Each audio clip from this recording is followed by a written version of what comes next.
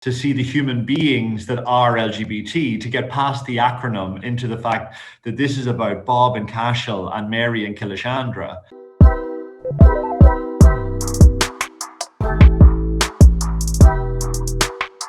Today, as part of our ShoutOut interview series, we're joined by Tiernan Brady, who first became involved in LGBT activism when he joined GLEN, and then he went on to be the political director of the Yes Equality campaign movement.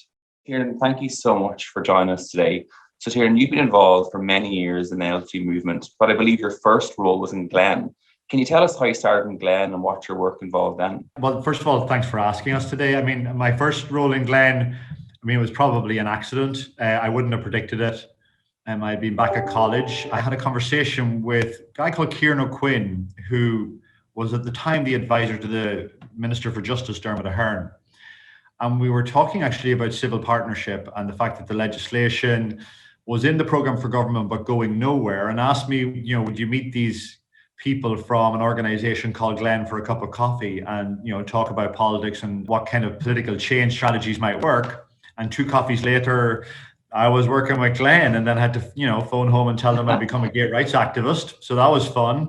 But yeah, and the first part of it was very much focused on, obviously the civil partnership piece, but also, HIV prevention, tackling stigma for people living with HIV.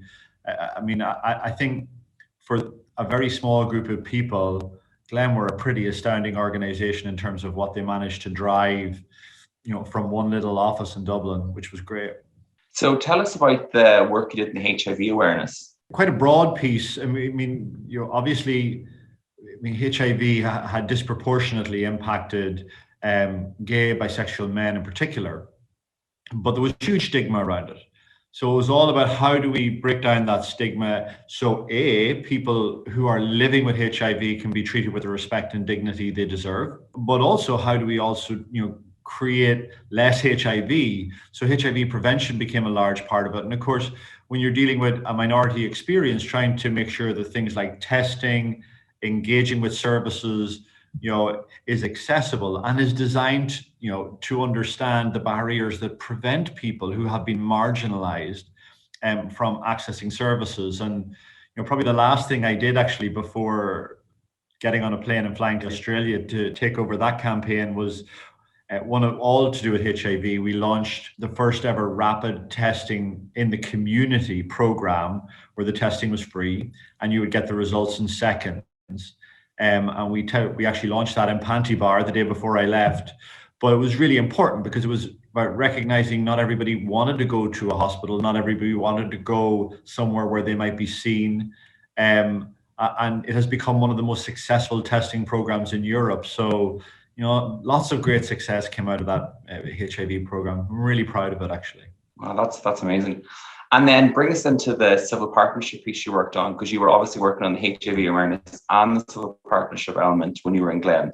What was it like to work with both those together, and what was the civil partnership campaign like? The civil partnership campaign was mostly a parliamentary campaign. We were engaging with politicians to try and get them to pass this piece of legislation, because we knew that it was sitting on the books, but we also knew that across the vast majority of people in the Oireachtas, there wasn't a big appetite to put it up front and center. So the problem was in the list of priorities, it was never getting to the top.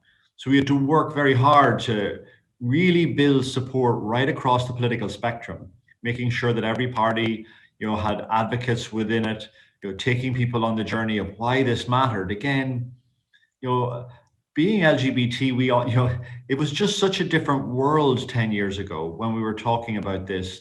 There wasn't the level of visibility of LGBT couples. So there was a huge piece of work in trying to get people to see the human beings that are LGBT, to get past the acronym into the fact that this is about Bob and Cashel and Mary and Kilishandra. So there was an awful lot of engagement with politicians at that level. And of course, it's also a tricky conversation because, as we try to create change, we've never been able to do it all in one go. So we didn't jump from being criminal to marriage equality. We jumped from criminalization to decriminalization to strong unfair dismissals legislation to adoption, to fostering, to family rights, to civil partnership, and then on to a public referendum on marriage. But all of those steps beforehand were essential so that, for each of the next steps.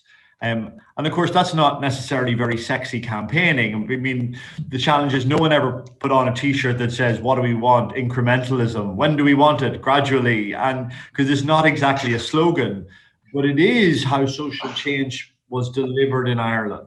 Winning, showing with each victory, equality for LGBT people didn't take anything away from anyone else, creating more visibility of the real people it was about, and in turn then making the likelihood of the next success happen.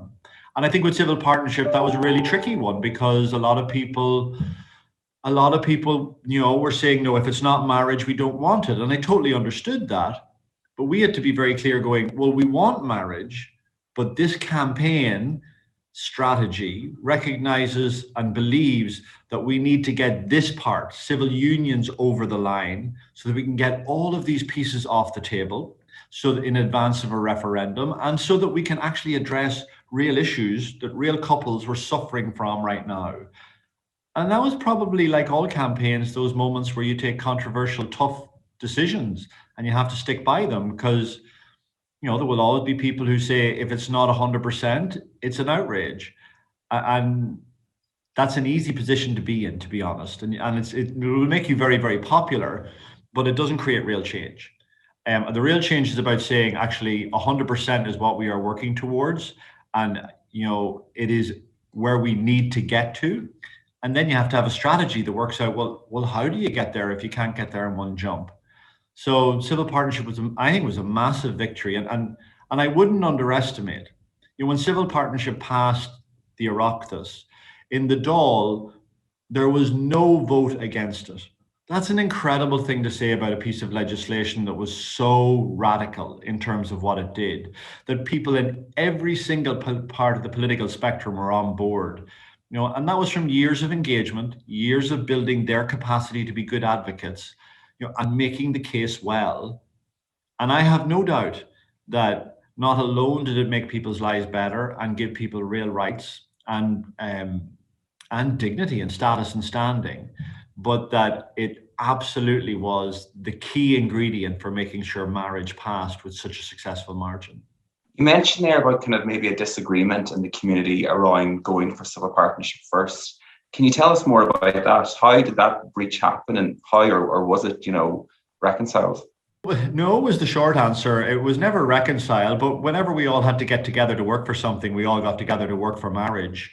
And that was a coalition, because we were all finally at the position we wanted to be at, a moment where we were going to have this massive decision on whether people should be married. Unfortunately, that was being done by a public vote, which is a crummy way to decide minority rights. But that was what was set out for us legally. We had no other pathway. I think it's the nature of all social change that you're going to have this push and pull within the same side, the same coalition about how.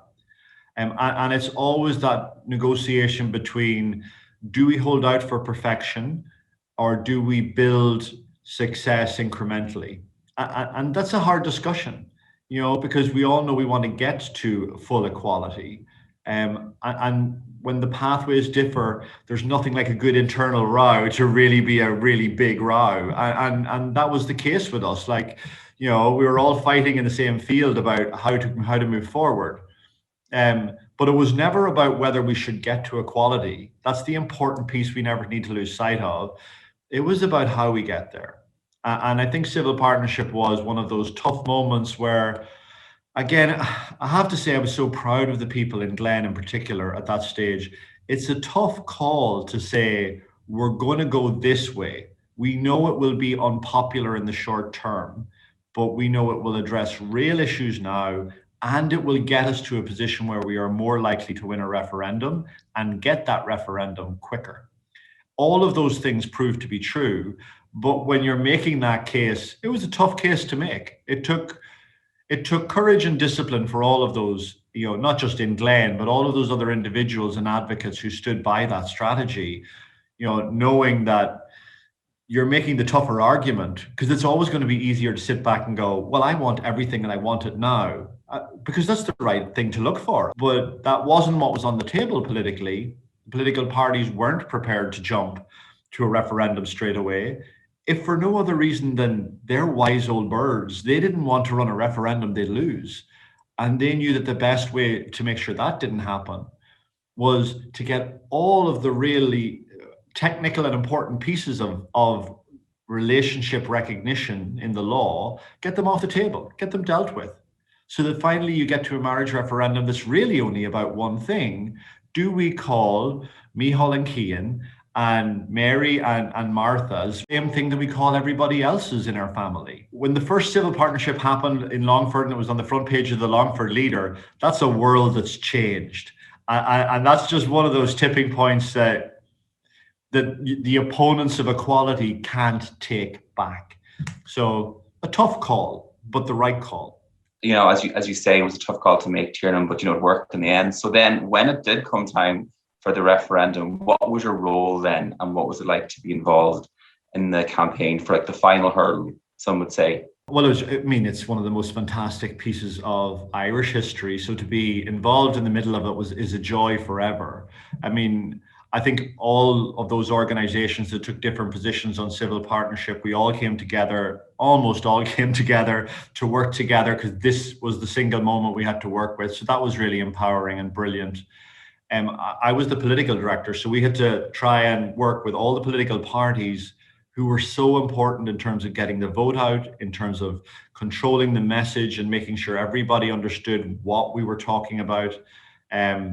Political parties, in fairness to them, it's a job that does sound like it should be like herding cats, but the vast majority of them understood this was their one chance in a generation to get this right. And the directors of the campaigns from the parties, like Niall Collins in Fianna Fáil, Simon Coveney in Fine Gael, and of course, Roderick O'Gorman in the Green Party, but right across the political spectrum, worked really hard and collaboratively, mostly. There were one or two parties that were exceptions, but we'll not mention them today. But by and large, incredibly collaboratively, and that was really important, because I think working with all the political parties, with the trade unions, with the business organizations, that was the scale of a coalition you needed to bring about, because we weren't asking people to become LGBT. We were asking people what kind of an Ireland they'd like to live in. And having all of those different voices in that space and all the political parties was really important. So it was wonderful. It was phenomenally stressful. It was a roller coaster ride. It was an utter joy in the end. And it made people's lives fabulous. People who will never meet. And that should give you joy every day. And when you were in that role, did you think it was going to pass, or were there times where you thought, no, it might not? No, I always thought our strategy in GLEN, to be honest, had been right. That we had unfair dismissals legislation dealt with, so you couldn't be fired. We had civil partnership legislation, so it was all, so our partners were visible. The ceremonies were already happening. Pension rights were already dealt with. Adoption was already dealt with. Family law was in the main already dealt with. So I was always confident that our strategy had been right. And then, when you get to a final 6 weeks of the campaign, that's the moment where you can lose control. And if you get it wrong, you can lose, even though you've done everything right up until that point. So totally confident that the strategy had borne out. But I think in those certainly the first part of those last 6 weeks, you're always nervous about, referendums are wild animals. I think it was Brian Cowan said the problem with referendums is people never answer the question you ask them. And I think that's a very wise observation, because if you can't control your campaign, people end up, running down rabbit holes thinking, but is this about the farm? Is this about, something else happening? And then you lose. But I think, with the discipline of the campaign in the first 6-8 weeks, the real dignity that people were showing as they knocked doors in towns and villages and just simply told their stories, we knew from the feedback that was working, that the respectful campaign was winning people over, that the conversations were winning, and that we hadn't been blown off course by our opponents or by our own side, as you know, we're well able to make a mess of things ourselves too. So I think within the last 2 weeks to go, it was much more about, you can see that finish line going, you know, the Irish people are there, don't drop the ball, you know, let's just stagger across the line or cheer our way across the line, as it turned out. Well, Tiernan, thank you so much for all the work you did then and for continuing to be involved in Fight for Rights. No problem at all, Don. It's a pleasure to talk to you.